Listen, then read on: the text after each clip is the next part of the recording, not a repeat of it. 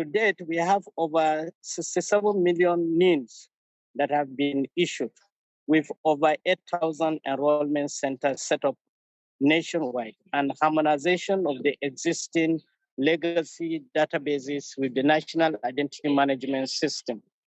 Notwithstanding the progress made, there are concerns on these areas. That is a time factor in the registration of the backlog of the adult population, including capturing children at birth. Then the exclusion of certain vulnerable groups based on current ID management design, approach, process, and other policy decisions. In accessibility of enrollment by the vulnerable groups and also those in remote areas. There are also the nomadic nature of certain groups like the farmers, traders, cattle rearers, preventing them from enrollment.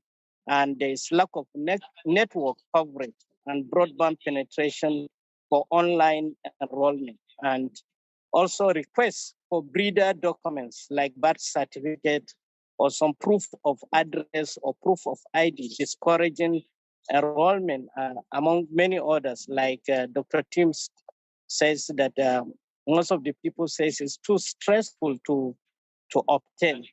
And of course, we have many marginalized and vulnerable groups, such as the IDP camps, slum dwellers, gender, especially women and children, people with physical disabilities, religious minorities, migrant and border communities, and also people in the Niger Delta.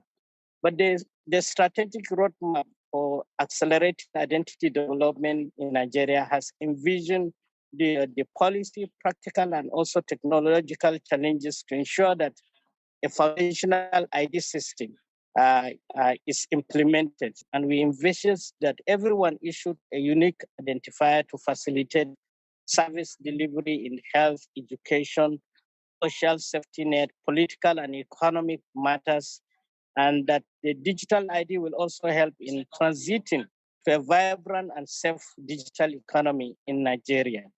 So the idea for this strategy is to leverage the capacities of both public and private sectors to capture data and issue the need to everyone through a coordinated effort and faster pace, reduce cost, and nationwide coverage. So the action taken to capture all is one, collaboration with all the stakeholders in the identification agenda design and also in the delivery. We are licensing data capture partners for nationwide enrollment covering all regions and communities, and also incentivize model for the rural and remote area enrollment. So far, what we have been doing is like pilot that the government is performing. We are yet to conclude with the development partners to commence the ID4D project. But when it is commenced, then the fund partners that are capturing data in these areas will be paid more, considering the accessibility, power, road infrastructure, the bandwidth, data, and also the logistics. Also, we are using mobile enrollment kits for both online and also offline data capture. We have introduced Android enrollment software so that it can be mobile to all areas. So consideration and adoption of identity proving mechanism for those without any form of documentation. It is accepted worldwide that for an adult that you need some form of a breeder document.